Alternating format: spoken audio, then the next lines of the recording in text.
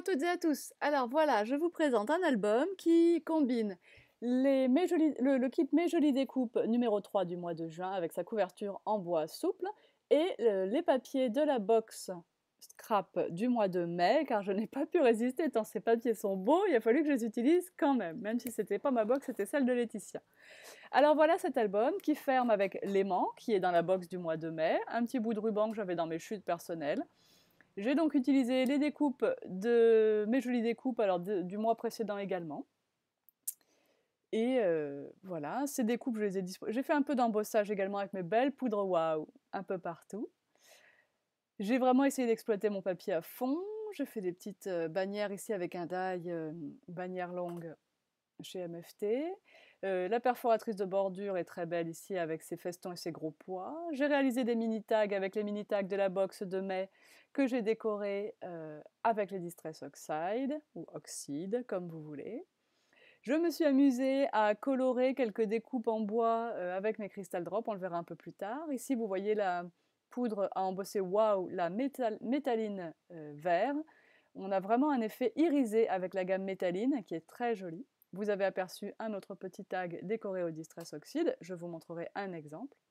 La poudre embossée utilisée ici, c'est la Velvet, qui est là, donc une pailletée. Un deuxième petit tag jaune et orange, donc c'est Fossilized Amber et Spice Marmalade. Ici, vous voyez les toiles recouvertes du Crystal Drop nouveau Copper Penny. Donc je vais vous montrer les parties techniques. La fleur ici est recouverte du Crystal Drop nouveau, je ne me souviens plus, un rose métallisé, je ne sais plus lequel.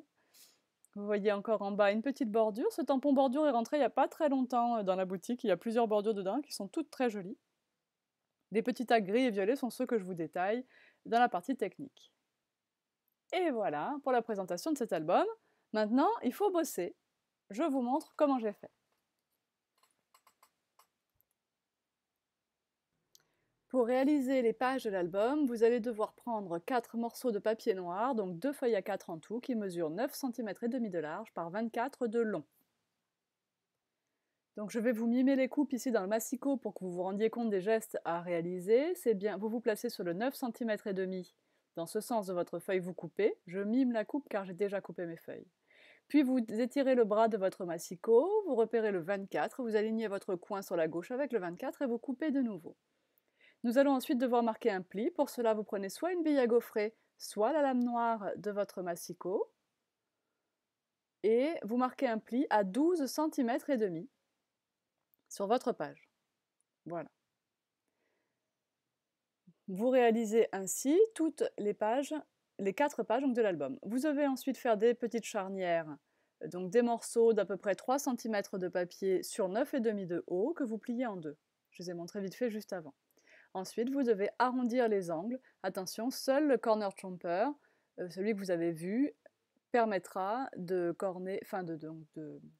faire des angles ronds sur 2 épaisseurs de papier en même temps. Surtout que là, moi, j'utilise du papier 300 grammes noir de la boutique, donc c'est vraiment très épais.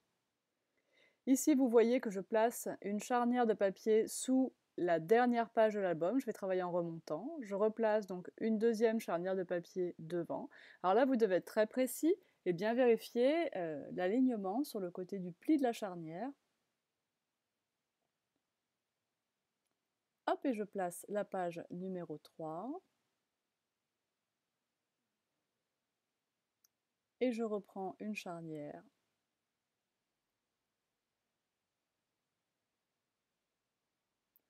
Pour placer ma page numéro 2. Alors, on fait ça à la colle, hein, et non pas au scotch double face. Hein. Si vous le faisiez au scotch double face, vous auriez toutes les chances que ça se décolle hein, avec le temps.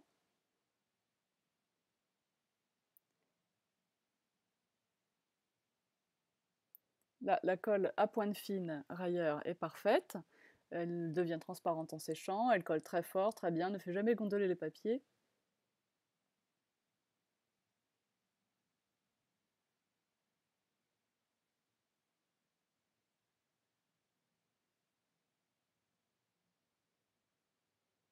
Et donc notre page numéro 1 en dernier. C'est vraiment un album à la construction hyper simple.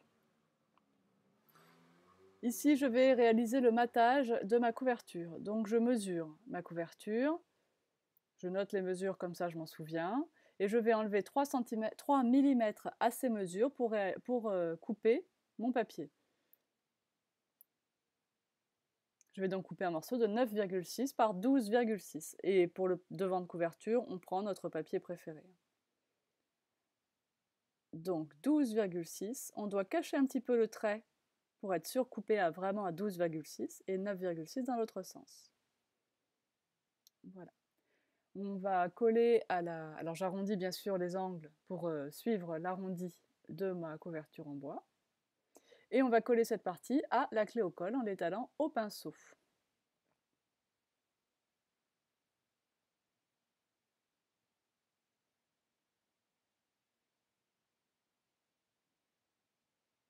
Alors j'aime avoir un petit tube de clé au colle que je remplis avec ma bouteille en fait. Et comme ça, c'est très pratique.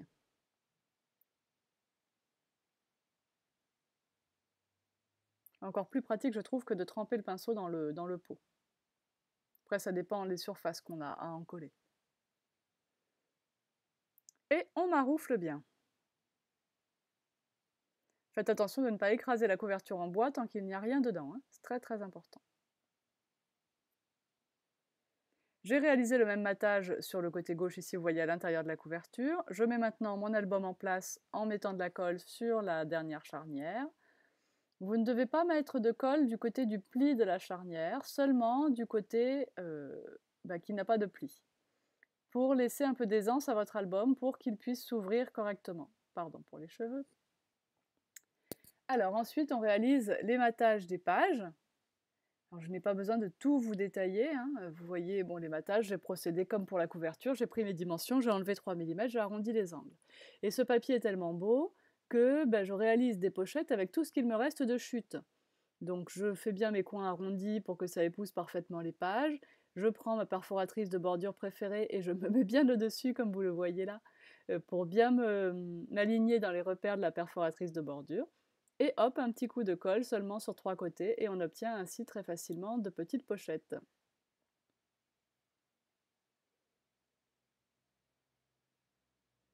Voilà, donc un grand nombre de mes chutes sera exploité à réaliser des pochettes, à cacher les charnières du coup en même temps.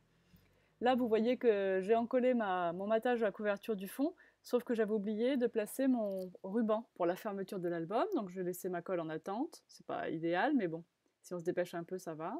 Je mets un bout de ruban et je place ma couverture. Alors, et j'ai oublié du coup d'étaler ma colle au pinceau, ce qui n'est pas bien non plus, hein, il ne faut pas faire ça, il faut vraiment étaler votre colle au pinceau, sinon vous risquez de voir apparaître finalement le dessin de ces petits traits de colle que j'ai fait. Alors là, vous allez devoir laisser un petit peu d'aisance, hein, parce que n'oubliez pas que vous allez mettre des embellissements et des photos dans votre album. Je colle l'aimant en dessous de cette bannière que j'ai découpée avec un die My Favorite Things. Donc pour coller l'aimant, je mets un bout de scotch double face sur l'aimant, hop, je le colle. Sauf que, en fait, ma bannière violette, là, je ne vais pas la coller parfaitement au milieu, mais vous allez voir, c'est pas grave, ça va me donner une autre idée par la suite. Voilà, ce qui me choque un peu, c'est que le ruban ne passe pas au milieu de la bannière, mais plutôt un peu vers le haut. Bon, là, je suis en train de placer le deuxième aimant, de toute façon. Donc, en laissant un peu d'aisance, hop, on coupe. On va mettre un petit morceau de scotch double face sur la fin du ruban. On coupe l'excédent. On enlève la protection. On met l'aimant dans le bon sens, hein. Faites bien attention au sens. Et on enveloppe l'aimant dans le ruban.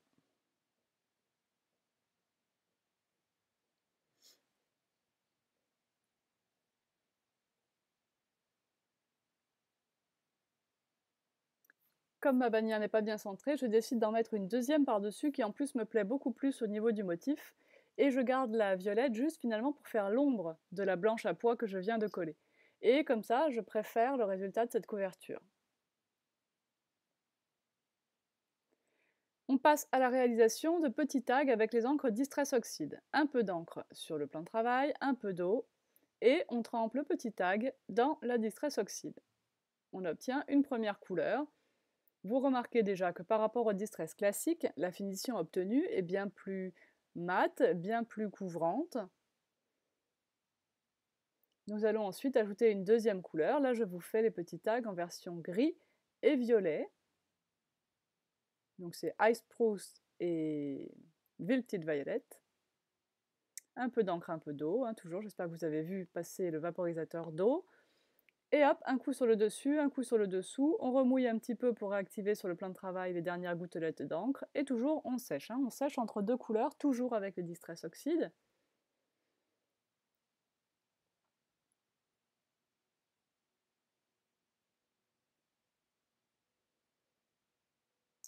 Et voilà pour un petit tag gris et violet. Ensuite, un petit détail avec un feutre fin. Je fais un petit trait discontinu sur le pourtour du tag. Je fais pareil bien sûr de l'autre côté. Alors j'ai fait d'autres tags assortis à chaque page de l'album. Je vous montre seulement cette version. Voilà pour les étapes techniques de cet album. J'espère que vous allez prendre plaisir à le faire autant que moi, j'ai pris plaisir à le faire. Je vais vous laisser avec un diaporama des gros plans de chaque page en musique. J'espère que cette nouvelle fin de vidéo va vous plaire aussi. J'attends tous vos commentaires et n'hésitez pas, il reste des box, il reste de mes jolies découpes. À tout bientôt. Bye bye.